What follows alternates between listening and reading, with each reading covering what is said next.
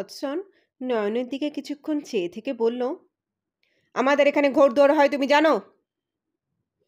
তরফদার সেটা বাংলা করে নয়নকে বললেন, জানি, পরিষ্কার গলায় বলল নয়ন। কত শনিবার রেস হয়েছিল? বলল হডসন। 3 নম্বর রেসে কত নম্বর ঘোড়া জিতেছিল বলতে পারো? এটাও অনুবাদ হলো নয়নের জন্য। 5। এক মুহূর্ত না ভেবে বলে দিল নয়ন। এক জবাবেই কেল্লা ফতে। সোফা থেকে উঠে প্যান্টের দু পকেটে হাত ঢুকিয়ে ভেরি স্ট্রেঞ্জ বলে এপাশ ওপাশ পায়চারি করতে লাগলেন হডসন সাহেব। তারপর হঠাৎ থেমে তরফদারের দিকে সোজা দৃষ্টি দিয়ে বললেন, all I want is this, আমি সপ্তাহে একবার করে এখানে এসে এর কাছ থেকে জেনে যাব সামনের শনিবার কোন রেসে কত নম্বর ঘোড়া জিতবে। সোজা কথায় বলছি, রেস আমার নেশা। অনেক টাকা খইয়েছি, তাও নেশা যায়নি। কিন্তু হার মানলে দেনারদার আমাকে জেলে পুরবে। তাই এবার থেকে শিওর হয়ে বেট করতে চাই। This boy will help me. How can you be so sure? ঠান্ডা গলায় জিজ্ঞেস করলেন Tarafdar. He must, he must, he must. বাঁ হাতের তেলোর ওপর ডান হাত দিয়ে পরপর 3টে ঘুষি মেরে বললেন হডসন সাহেব। নো, হি মাস্ট নট, দৃঢ়স্বরে বললেন তরফদার। অসাধু উদ্দেশ্যে কোনো রকমের ব্যবহার করা চলবে না এই বালকের ক্ষমতা। এই ব্যাপারে আমার কথার এক চুল নড়চড় হবে না। এবারে হডসনের চেহারা হয়ে গেল ভিখারির মতো। হাত দুটো জড়ো করে ভদ্রলোক কাতর সুরে বললেন, অন্তত আগামী রেসের উইনারের নামগুলো বলে দিক please. No help for gamblers, no help for gamblers. আশ্চর্য শুদ্ধ ইংরাজিতে ঘন ঘন মাথা নেড়ে বললেন জটায়ু। হডসন সোফা ছেড়ে উঠে পড়লেন, তার মুখ বেগুনি। তোমাদের মতো এমন ঢ্যাঁটা আর মূর্খ লোক আমি আর দেখিনি, ড্যাম ইট। কথাটা বলে আর এক মুহূর্ত অপেক্ষা না করে হডসন গটগটিয়ে সদর দরজার দিকে চলে গেলেন। বিশ্রী লোক, হরেবল ম্যান, নাক কুচকে চাপা গলায় বললেন জটায়ু। তরফদার নয়নকে ঘরে পাঠিয়ে দিলেন।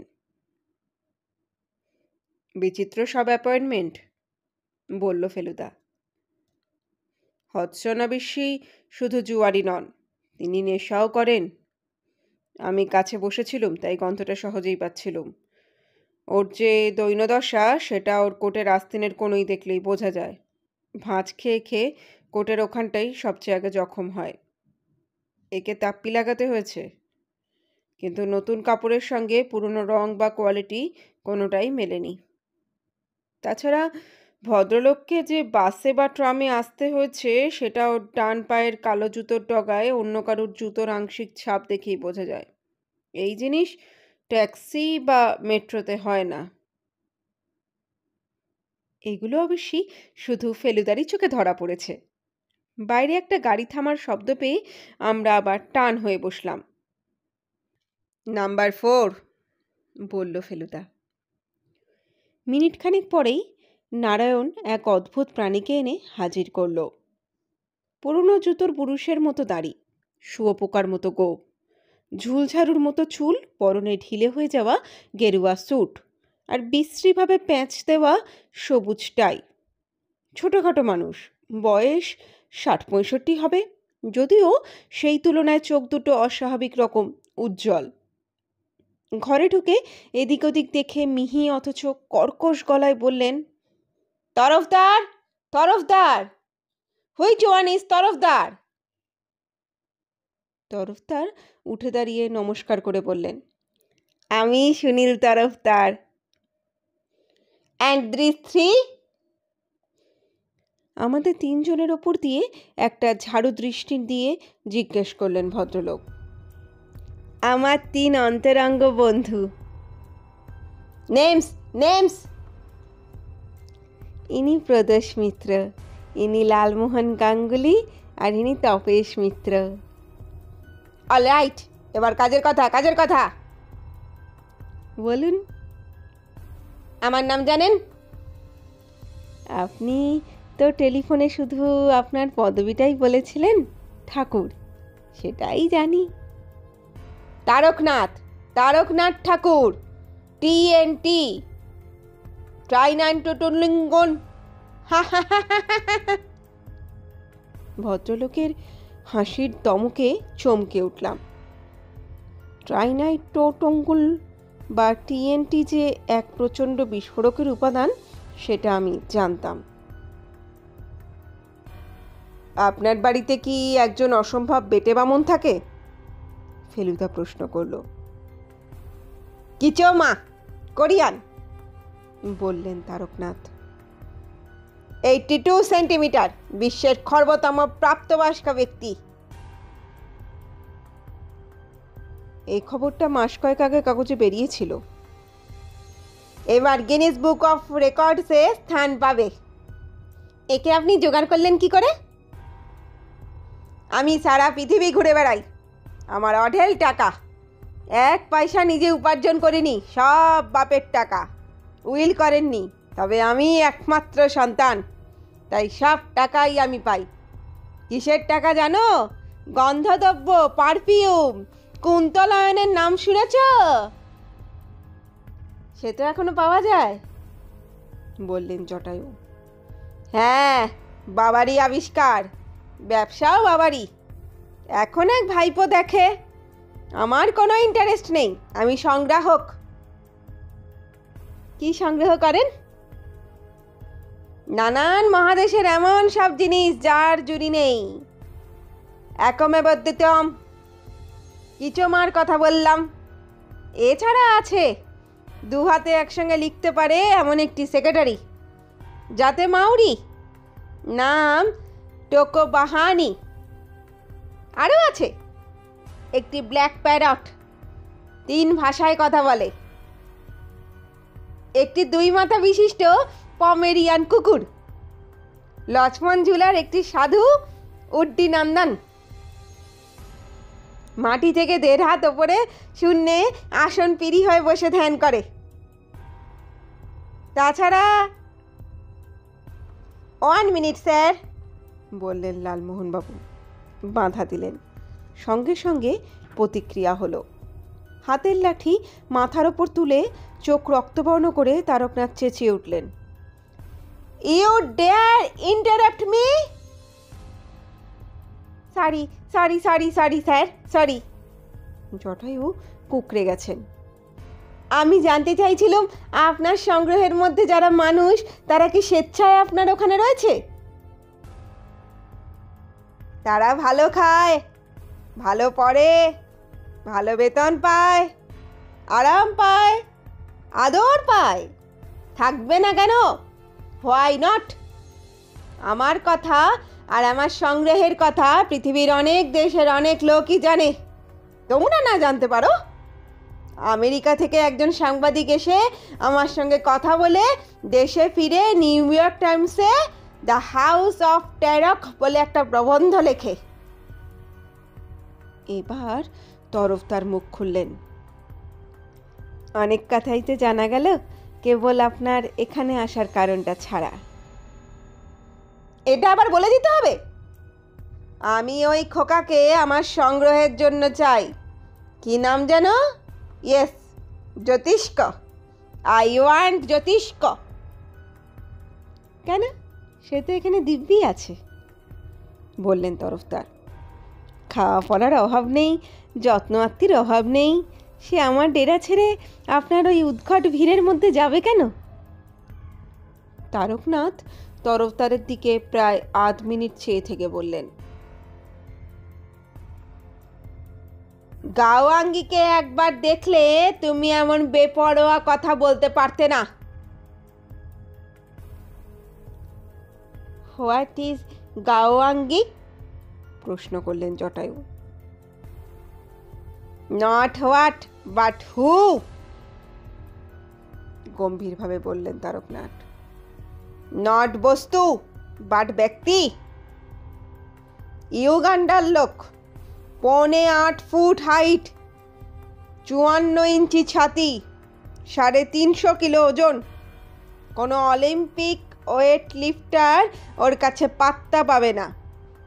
একবার টেরাইয়ের জঙ্গলে একটা বাঘকে ঘুমপাড়ানি ইঞ্জেকশনের গুলি মারে, কারণ বাঘটার গায়ে স্পট এবং ডোরা দুই ছিল, একমেব দ্বিতীয়ম। সেই বাঘকে কাঁধে করে 3.5 মাইল বয়ে এনেছিল গাওয়াঙ্গি। সে এখন আমার একনিষ্ঠ সেবক।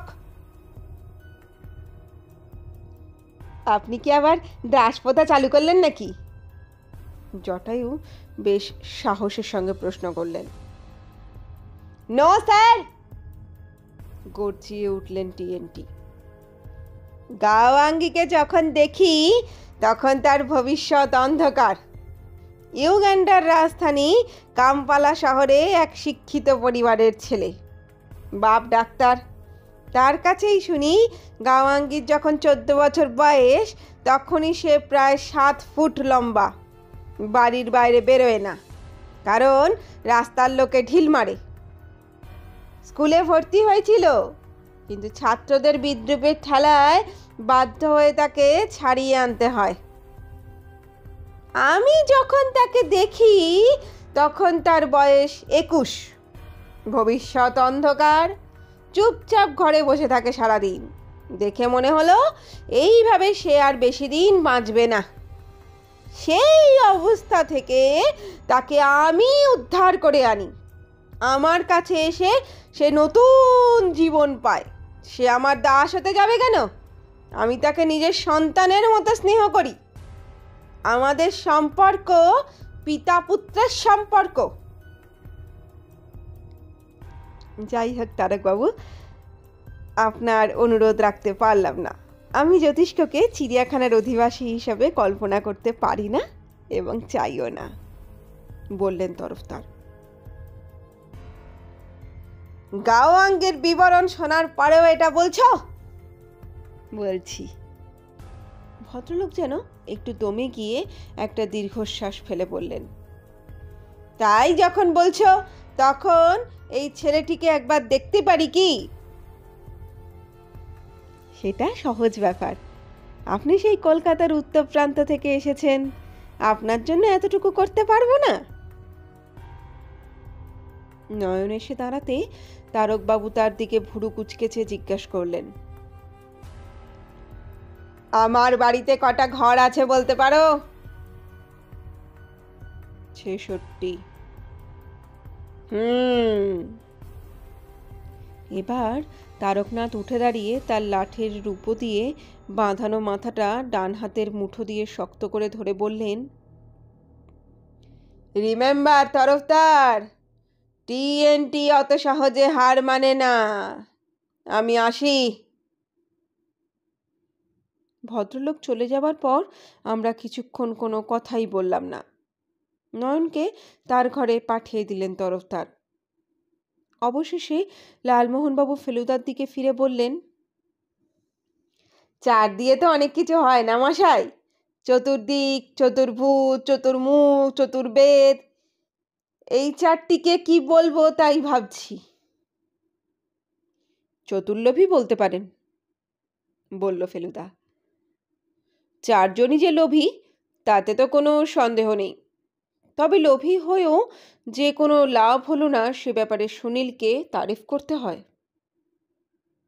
তারিফ কেন স্যার? বললেন তরফদার। এ তো সোজা অঙ্ক। সে ছেলে আমার বাড়িতে মানুষ হচ্ছে সুস্থ পরিবেশে। আমি তাকে দেখছি, সে আমাকে দেখছে। স্রেফ লেনদেনের ব্যাপার। এই অবস্থার পরিবর্তন হবে কেন? আমরা তিনজন উঠে পড়লাম। একটা কথা বলি তোমাকে, তরফদারের কাঁধে হাত রেখে বলল ফেলুদা। আর অ্যাপয়েন্টমেন্ট না। পাগল? বললেন তরফদার। একদিনেই যা অভিজ্ঞতা হলো, এরপরে আবার অ্যাপয়েন্টমেন্ট? তবে এটা বলে রাখি, নয়নকে বিপদের হাত থেকে রক্ষা করতে যদি আমার প্রয়োজন হয় তাহলে আমি তৈরি আছি। ছেলেটির ওপর আমার মায়া পড়ে গেছে।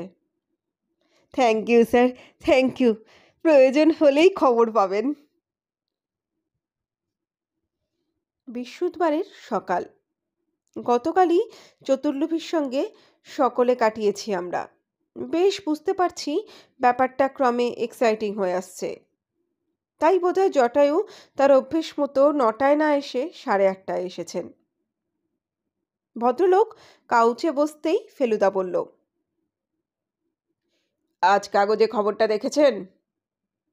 কোন কাগজে? Statesman, Telegraph, Anandabazar. মশাই, এক কাশ্মীরি শালালা এসে সকালটা একেবারে মাটি করে দিয়ে গেল। কাগজ টাগজ কিচ্ছু দেখা হয়নি।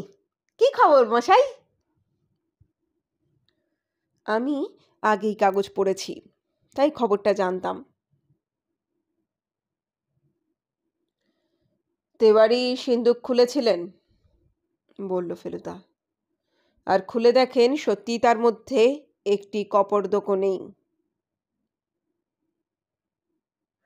দুপুর 2:30 থেকে 3:30-র মধ্যে, অন্তত তেওয়ারির তাই ধারণা। সেই সময়টা তিনি আপিসে ছিলেন না, ছিলেন তার ডেন্টিস্টের চেম্বারে। ভদ্রলোকের স্মরণশক্তি এখন ভালো কাজ করছে। 2 দিন আগেই নাকি উনি সিন্দুক খুলেছিলেন, তখন সব কিছুই ছিল। টাকার অঙ্কও মনে পড়ছে, 5 লাখের কিছু ওপরে। তেওয়ারি অবশ্যই তার পার্টনারকেই সন্দেহ করছেন। বলছেন একমাত্র তার পার্টনারই নাকি কম্বিনেশনটা জানতো, এছাড়া আর কাউকে কখনো বলেননি। এই পার্টনারটি কে? নাম হিঙ্গোয়ানি। টিএইচ সিন্ডিকেটের টি হলেন তেওয়ারি আর এইচ হিঙ্গোয়ানি। যাগে, তেওয়ারি, হিংটি ছট এসবে আমার কোনো ইন্টারেস্ট নেই। আমি খালি ভাবছি ওই পুচকে ছেলে এমন ক্ষমতা পেল কি করে। আমিও সে কথা অনেকবার ভেবেছি। ব্যাপারটা প্রথম কি করে আবিষ্কার হয় সেটা জানার খুব আগ্রহ হচ্ছে। তপসে, নয়নের বাড়ির রাস্তার নাম তোর মনে আছে? নিকুঞ্জ বিহারী লেন, কালীঘাট। গুড। একবার যাবেন নাকি মশাই? বলা যায় না, আমার ড্রাইভার কলকাতার এমন সব রাস্তা চেনে যার নামও আমি কোশ্মিনকালে শুনিনি। সত্যি দেখা গেল হরিপদবাবু নিকুঞ্জ বিহারী লেন চেনেন। বললেন, ও রাস্তায় তো পল্টু দত্ত থাকতেন, আমি তখন অজিতের সাহার গাড়ি চালাই। একদিন তাকে নিয়ে গেলুম পল্টু দত্তর বাড়ি। দুজনেই তো ফুটবলার, তাই খুব আলাপ। 10 মিনিটের মধ্যে নিকুঞ্জ বিহারী লেনে পৌঁছে একটা পানের দোকানে জিজ্ঞাসা করে জানলাম অসীম সরকার থাকেন 8 নম্বরে। 8 নম্বরের দরজায় টোকা দিতে একজন রোগা ফর্সা ভদ্রলোক দরজা খুলে আমাদের সামনে দাঁড়ালেন। বুঝলাম তিনি সবেমাত্র দাড়ি কামানো শেষ করেছেন, কারণ হাতের গামছা দিয়ে গাল মোছা এখনো শেষ হয়নি। আপনারা? ভদ্রলোক ফেলুদার দিকে জিজ্ঞাসু দৃষ্টি দিলেন। আপনি কি আপিসে বেরোচ্ছেন? আজ্ঞে না, এখন তো 9টা, আমি বেরোই 9:30টায়। ফেলুদা বলল, আমরা গত রবিবার তরফদারের ম্যাজিক দেখতে গিয়েছিলাম। সেখানে আপনার ছেলের... আপনি তো অসীম সরকার? আজ্ঞে হ্যাঁ। আশ্চর্য অলৌকিক ক্ষমতা আপনার ছেলের। তরফদারের সঙ্গে আমাদের বেশ ভালো আলাপ হয়েছে, তার কাছেই আপনার বাড়ির হদিশ পেলাম। এই দেখুন, আমরা কে তাই বলা হয়নি। ইনি রহস্য রোমাঞ্চ উপন্যাস লেখক জটায়ু, এ আমার ভাই তপেশ, আর আমি প্রদোষ মিত্র। প্রদোষ মিত্র? ভদ্রলোকের চোখ কপালে। সেই বিখ্যাত গোয়েন্দা প্রদোষ মিত্র, যার ডাকনাম ফেলু? আগে হ্যাঁ। ফেলুদা বিনয়ের অবতার।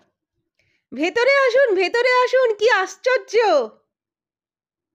আমরা ভদ্রলোকের পেছন পেছন ভেতরে গিয়ে একটা সরু প্যাসেজের বাঁ দিকের দরজা দিয়ে একটা ছোট্ট ঘরে গিয়ে ঢুকলাম।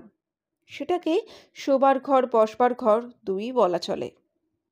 দুটো চেয়ার আর একটা তক্তাপোষ ছাড়া ঘরে কোনো আসবাব নেই। তক্তপোষের এক প্রান্তে শতরঞ্চি দিয়ে গোটানো একটা বালিশ থেকে বোঝা যায় সেখানে কেউ শোয়। ফেলুদা আর জটায়ু চেয়ারে, অসীমবাবু আর আমি খাটে বসলাম। ফেলুদা বলল, আপনার বেশি সময় নেব না, আমাদের আসার কারণটা বলি। সেদিন তরফদারের শোতে আপনার ছেলের আশ্চর্য ক্ষমতা দেখে আমাদের কথা বন্ধ হয়ে গিয়েছিল। শোয়ের পর তরফদারকে জিজ্ঞাসা করাতে উনি বলেন ছেলেটি তার কাছেই থাকে। আমি জানতে চাই যে নয়নের বাসস্থান পরিবর্তনের প্রস্তাবটা কি তরফদার করেন, না আপনি করেন? আপনি মহামান্য ব্যক্তি, আপনার কাছে মিথ্যা বলবো না। ওর বাড়িতে রাখার প্রস্তাবটা তরফদার মশাই করেন। তবে তার আগে নয়নকে আমি ওর কাছে নিয়ে যাই। সেটা কবে? ওর ক্ষমতা প্রকাশ পাওয়ার 3 দিন পরে, 2রা ডিসেম্বর। এই সিদ্ধান্তের কারণটা কি? এর একটাই কারণ মিত্তির মশাই, আমার বাড়ি দেখেই বুঝতেই পারছেন আমার টানাটানির সংসার। আমার 4টি সন্তান। বড়টি ছেলে, সে বিকম পড়ছে, তার খরচ আমাকে জোগাতে হয়।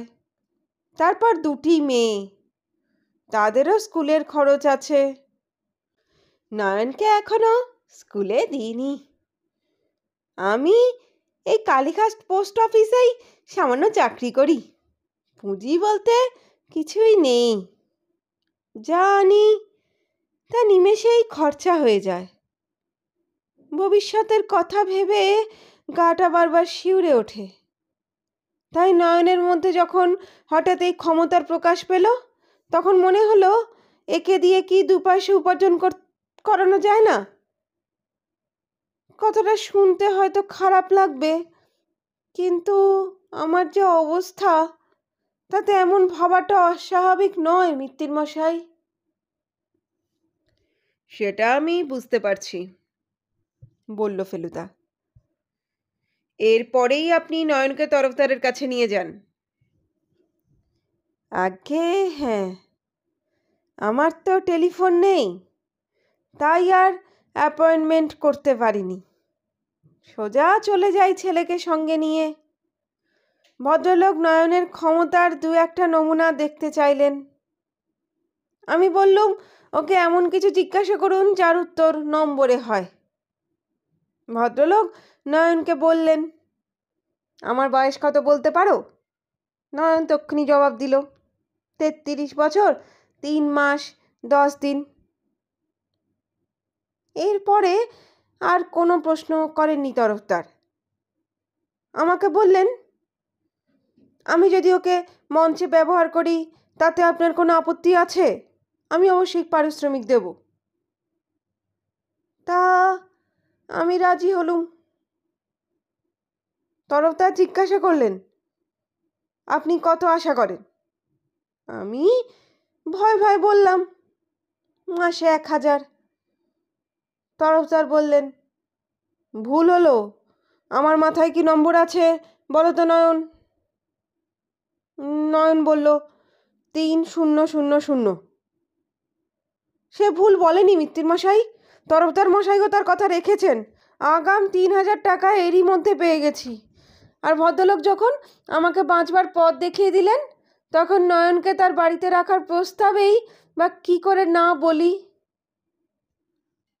কিন্তু নয়ন কি স্বেচ্ছায় গেল?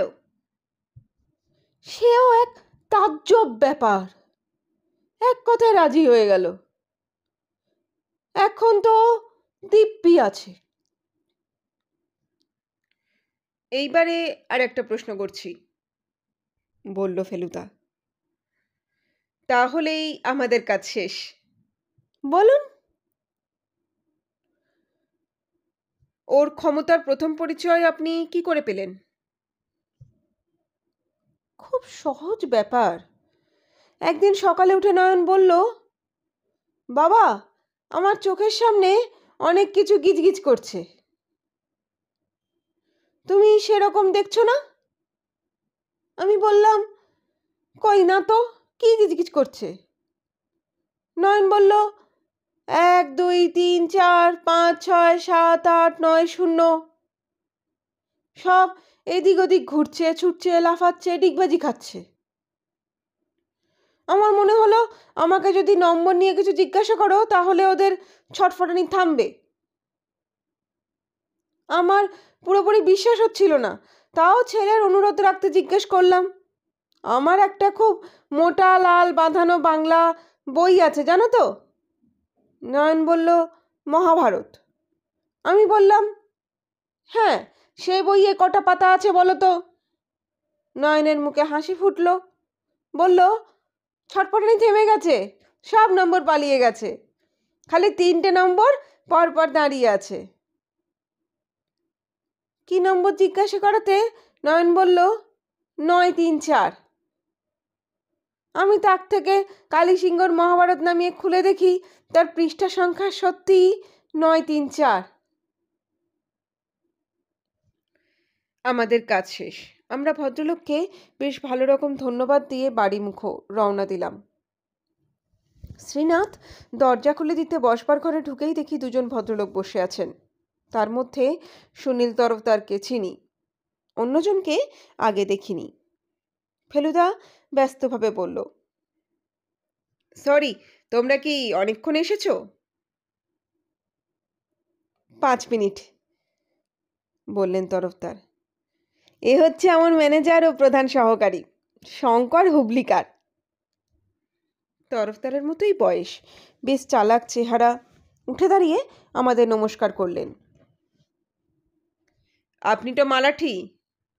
প্রশ্ন করল ফেলুদা। ইয়েস স্যার, তবে আমার জন্ম, স্কুলিং সবই এখানে।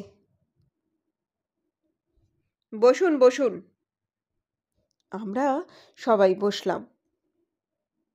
কি ব্যাপার বলো? তরফদারকে উদ্দেশ্য করে বলল ফেলুদা। ব্যাপার গুরুতর। মানে? কাল আমাদের বাড়িতে দৈত্যের আগমন হয়েছিল। আমার বুকটা ধড়াস করে উঠল। সেই গাওয়াঙ্গির কথা বলছেন নাকি ভদ্রলোক? ব্যাপারটা খুলে বলুন, বলল ফেলুদা। বলছি, বললেন ভদ্রলোক। আজ ঘুম থেকে উঠে বাদশাকে নিয়ে হাঁটতে বেরোবো, তখন 5:30। দোতলা থেকে নেমেই থমকে দাঁড়িয়ে পড়লাম। কেন? সিঁড়ির সামনে মেঝেতে ছড়িয়ে আছে রক্ত, আর সেই রক্ত থেকে পায়ের ছাপ সদর দরজার দিকে চলে গেছে। সেই ছাপ পরে মেপে দেখেছি, লম্বায় 16 ইঞ্চি। লালমোহনবাবুর কথাটা শেষ করতে পারলেন না। তারপর? বলল ফেলুদা। তরফদার বলে চললেন, আমাদের দরজার কোলাপসিবল গেট লাগানো, রাত্রিরে সেই গেট তালা দিয়ে বন্ধ থাকে। সেই গেট দেখি অর্ধেক খোলা আর তালা ভাঙা। সেই আধখোলা গেটের বাইরে মাটিতে অজ্ঞান হয়ে পড়ে আছে আমার দারোয়ান ভগীরথ। ভগীরথের পাশ দিয়ে আরও রক্তাক্ত পায়ের ছাপ চলে গেছে পাঁচিলের দিকে। জলের ঝাপটা দিয়ে তো কোনো রকমে ভগীরথের জ্ঞান ফিরিয়ে আনলাম। সে চোখ খুলে দানো দানো বলে আর্তনাদ করে আবার ভিড়মি যায় আর কি। যাই হোক, তার কাছ থেকে যে জানা গেল তা হচ্ছে এই, মাঝরাত্রিরে সদর দরজার বাইরে দাঁড়িয়ে সে খৈনি ডলছিল। দরজার বাইরে একটা লো পাওয়ারের বাতি সারা রাত জ্বলে। সেই আবছা আলোয় ভগীরথ হঠাৎ দেখে যে একটা অতিকায় প্রাণী পাঁচিলের দিক থেকে তার দিকে এগিয়ে আসছে। প্রাণীটা যে পাঁচিল টপকে এসেছে তাতে সন্দেহ নেই, কারণ গেটে রয়েছে সশস্ত্র প্রহরী। ভগীরথ বলে সে একবার চিড়িয়াখানায় গিয়েছিল, সেখানে গরিলা বলে একটা জানোয়ার দেখে। এই প্রাণীর চেহারা কতকটা সেই রকম, কিন্তু তার চেয়েও ঢের বেশি লম্বা আর চওড়া। এর বেশি ভগীরথ আর কিছু বলতে পারেনি। কারণ তারপরেই সে সংজ্ঞা হারায়। বুঝেছি, বলল ফেলুদা। দানোটা তারপর কোলাপসেবল গেট ভেঙে ভেতরে ঢোকে, আর তখনই তোমার বিশ্বস্ত বাদশা দানোটার পায়ে কামড় দিয়ে তাকে জখম করে, এবং তার ফলেই দানব তার কাজ অসমাপ্ত রেখে পলায়ন করে। কিন্তু যাওয়ার আগে সে প্রতিশোধ নিয়ে যায়। বাদশার ঘাড় মটকানো মৃতদেহ পড়েছিল সদর দরজার থেকে 30 হাত দূরে। তার মুখের দুপাশে তখনও রক্ত লাগা। আমি মনে মনে বললাম, এই ঘটনায় যদি খুশি হবার কোনো কারণ থাকে সেটা এই যে টিএনটির উদ্দেশ্য সিদ্ধ হয়নি। ফেলুদা চিন্তিতভাবে চুপ করে আছে দেখে তরফদার অধৈর্য হয়ে বলে উঠলেন, কিছু বলুন মিস্টার মিত্তির। বলার সময় পেরিয়ে গেছে সুনীল, গম্ভীর স্বরে বলল ফেলুদা। এখন করার সময়। কি করার কথা ভাবছেন? ভাবছি না, স্থির করে ফেলেছি। কি? দক্ষিণ ভারত যাব, ম্যাড্রাস দিয়ে শুরু। নয়ন ইজ ইন গ্রেট ডেঞ্জার। তার যাতে অনিষ্ট না হয় এটা দেখার ক্ষমতা তোমাদের নেই। এখানে প্রদোষ মিত্রকে প্রয়োজন। তরফদারের মুখে হাসি ফুটে উঠল। আপনি যে আমাকে কতটা নিশ্চিন্ত করলেন তা বলতে পারবো না। আপনি অবশ্য আপনার প্রফেশনাল ক্যাপাসিটিতে কাজ করবেন। আপনার পারিশ্রমিক আর আপনাদের 3 জনের যাতায়াত ও হোটেল খরচা আমি দেব। আমি মানে আমার পৃষ্ঠপোষক। খরচের কথা পরে। তোমাদের যাওয়ার তারিখ তো 19শে ডিসেম্বর, কিন্তু কোন ট্রেন সেটা জানি না। করমণ্ডল এক্সপ্রেস। আর হোটেল? সেও করমণ্ডল। বুঝেছি, তাজ করমণ্ডল, তাই তো? হ্যাঁ, আর আপনারা কিন্তু ফার্স্ট ক্লাস এসিতে যাচ্ছেন। এখনই আপনাদের নাম আর বয়স একটা কাগজে লিখে দিন, বাকি কাজ সব শঙ্কর করে দেবে। ফেলুদা বলল, বুকিংয়ে অসুবিধা হবে না, আমাকে জানিও। রেলওয়েতে আমার প্রচুর জানাশোনা। তরফদাররা গেলেন 9:45। তারপর ঠিক 5 মিনিট বাদেই ফেলুদার একটা ফোন এলো। সেটা যাকে বলে একেবারে অপ্রত্যাশিত। কথা বলে সোফায় বসে শ্রীনাথের সদ্য আনা চায়ে একটা চুমুক দিয়ে ফেলুদা বলল, কাল ডিরেক্টরি খুলে দেখেছি এই নামে শুধু 2টো ফোন আছে।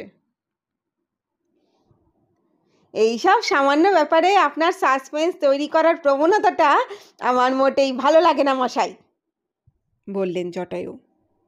কার ফোন সেটা হেয়ালি না করে বলবেন। হিঙ্গোয়ানি। যার কথা কাগজে বেরিয়েছে? ইয়েস স্যার, তেওয়ারির পার্টনার। এই ব্যক্তির কি দরকার আপনার সঙ্গে?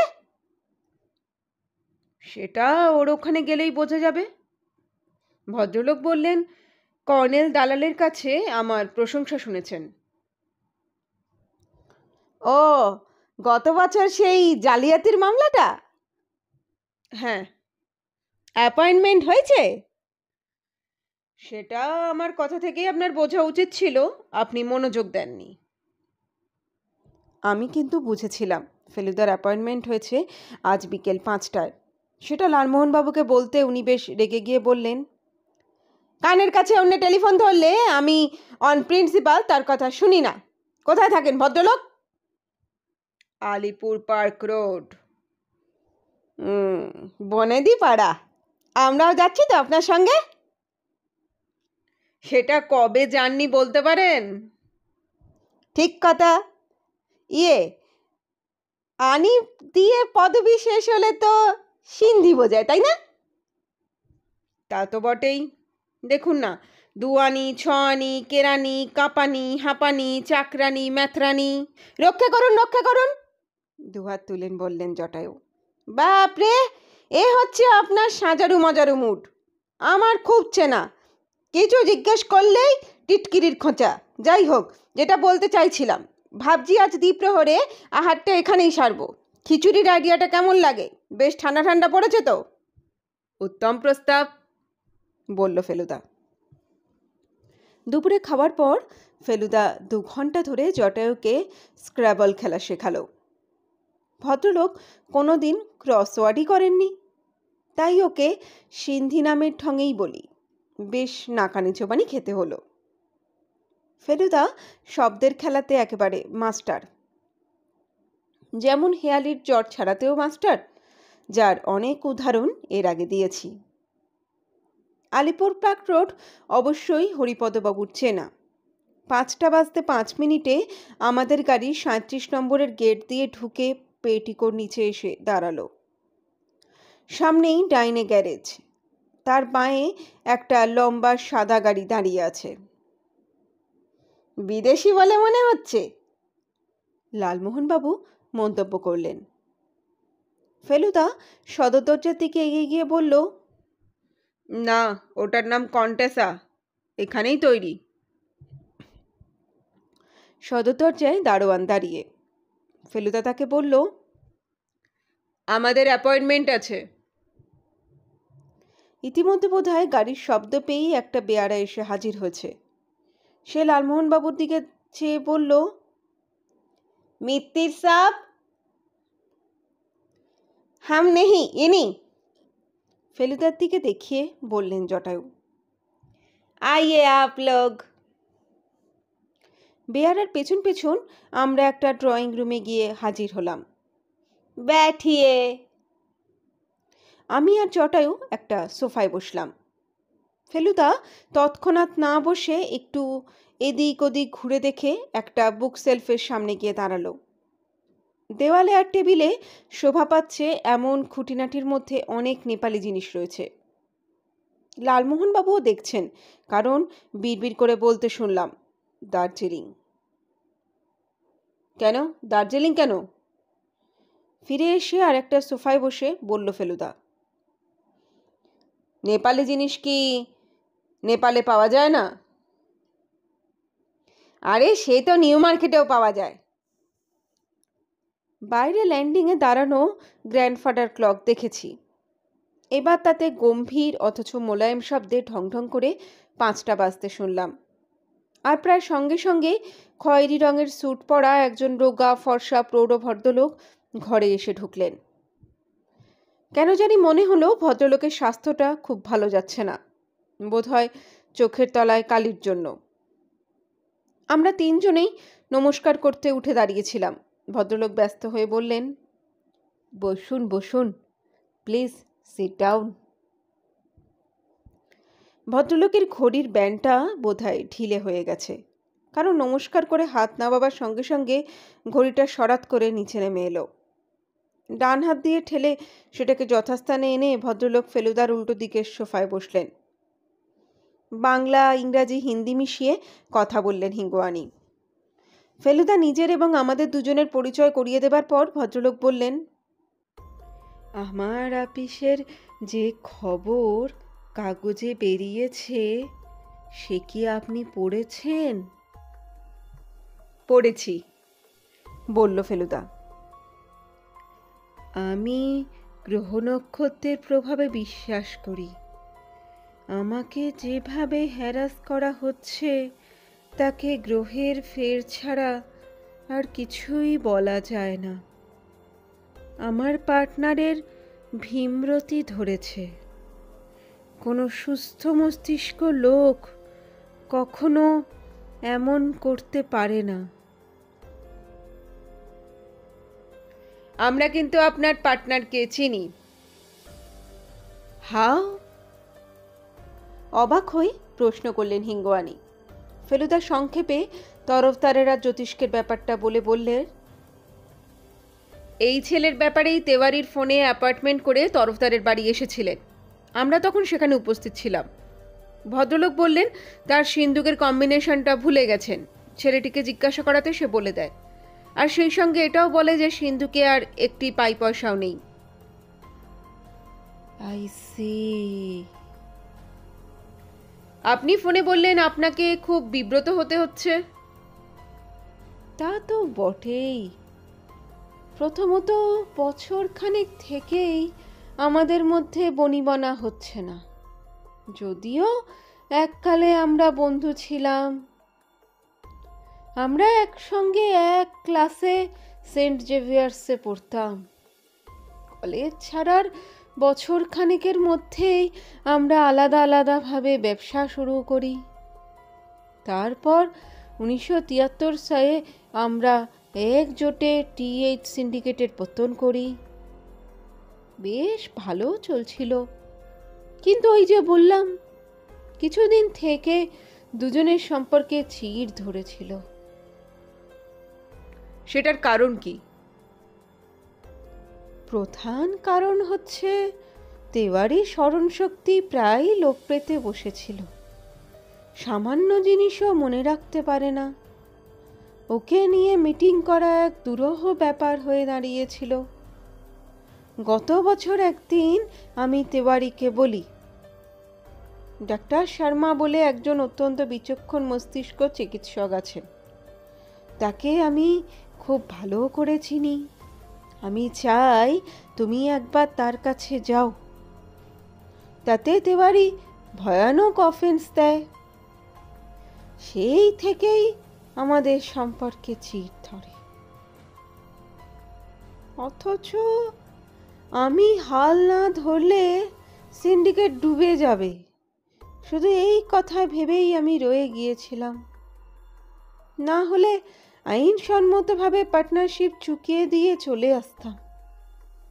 কিন্তু যে ব্যাপারে আমি সবচেয়ে বড় ধাক্কা খেলাম সেটা এই যে তেওয়ারি যেই জানতে পারলো ওর সিন্দুক খালি, ও শটান আমার কাছে এসে বলল, গিভ মি ব্যাক মাই মানি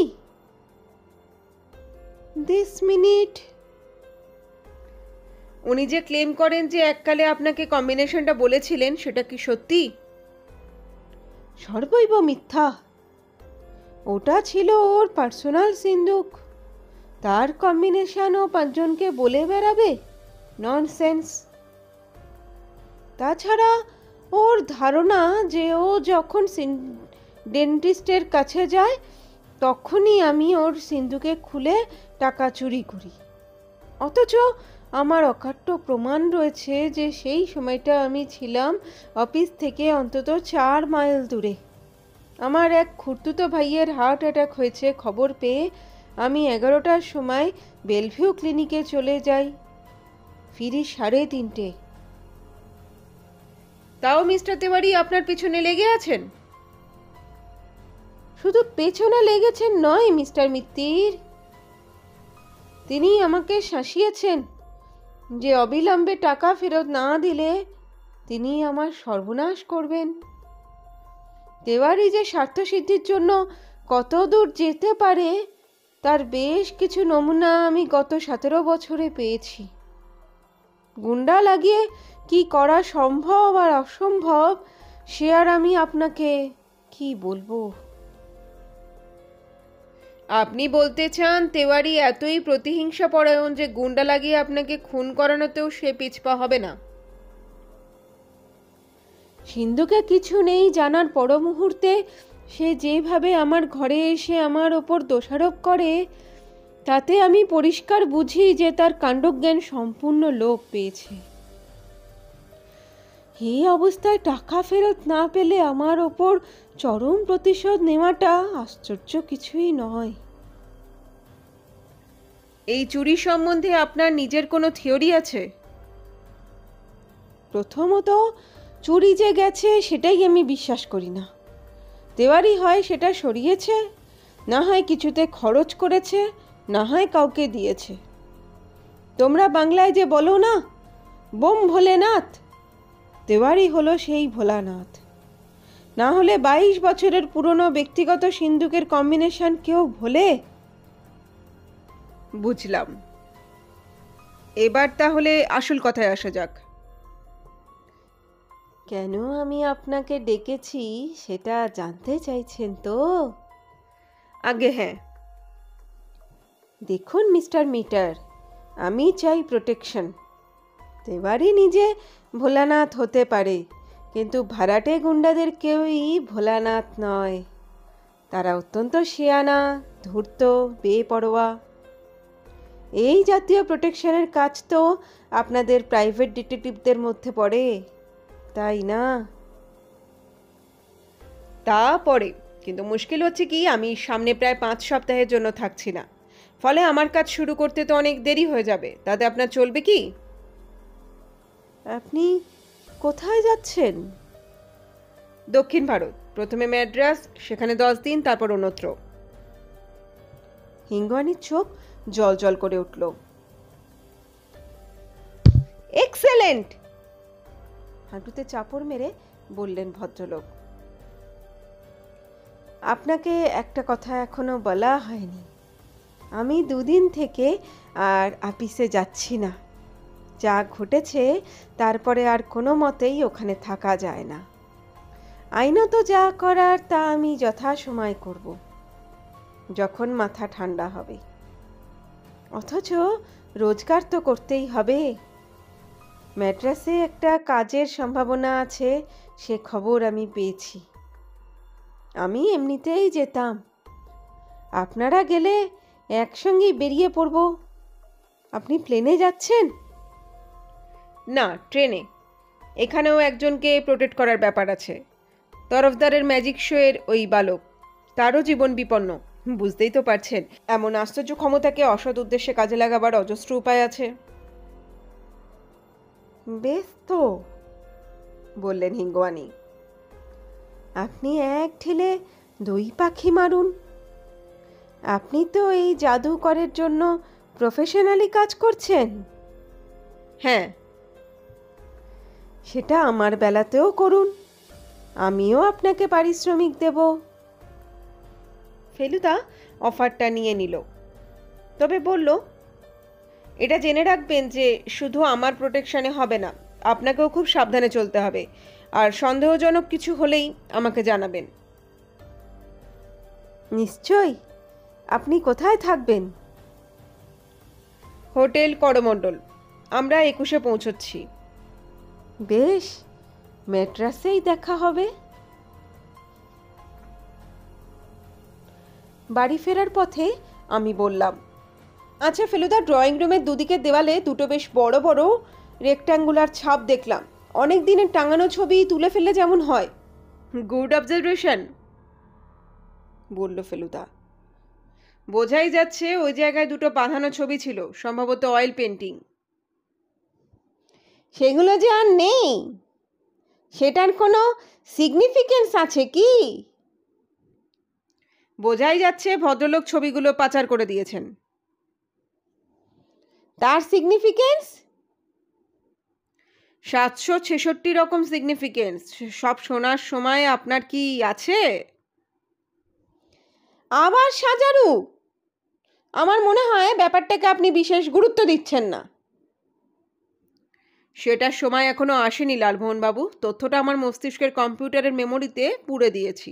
প্রয়োজনে বোতাম টিপলেই ফিরে পাবো। আপনি যে এই হিঙের কচুরির কেসটাও নিলেন, দুদিক সামলাতে পারবেন তো? ফেলুদা কোনো উত্তর না দিয়ে ভাসা ভাসা চোখে চলন্ত গাড়ির জানলা দিয়ে বাইরে চেয়ে মৃদু স্বরে বলল, খটকা খটকা খটকা।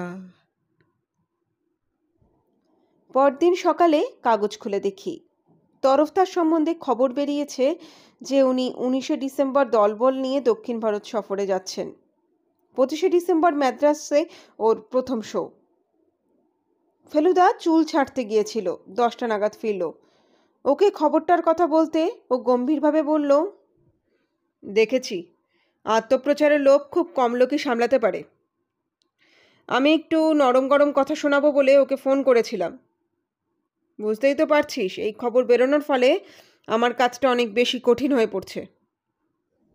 তরফদার কি বললেন? ফেলুদা একটা শুকনো হাসি হেসে বলল, বলে কি আজকের দিনে শোম্যানদের পাবলিসিটি ছাড়া গতি নেই মিস্টার মিত্তির। ও নিয়ে আপনি কাইন্ডলি আমাকে কিছু বলবেন না। আমি বললাম, যে 3জন ব্যক্তি নয়নের দিকে লুব্ধ দৃষ্টি দিচ্ছে তারা যে তোমার প্রোগ্রামটা জেনে গেল, সেটা কি ভালো হলো?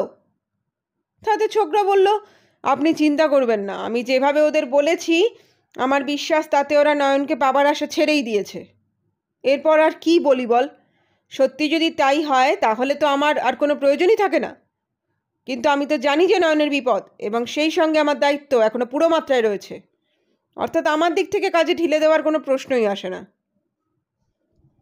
বাইরে গাড়ি থামার শব্দ, আর তারপরে পরপর দুবার কলিং বেল টেপার শব্দে বুঝলাম জটায়ু হাজির। এখন 10:15। ভদ্রলোক সাধারণত 9টা সাড়ে 9টার মধ্যে চলে আসেন। আজ কোনো কারণে দেরি হয়েছে। দেখে ভালো লাগলো যে ফেলুদার মুখ থেকে মেজাজ খিচড়ানো ভাবটা চলে গেল।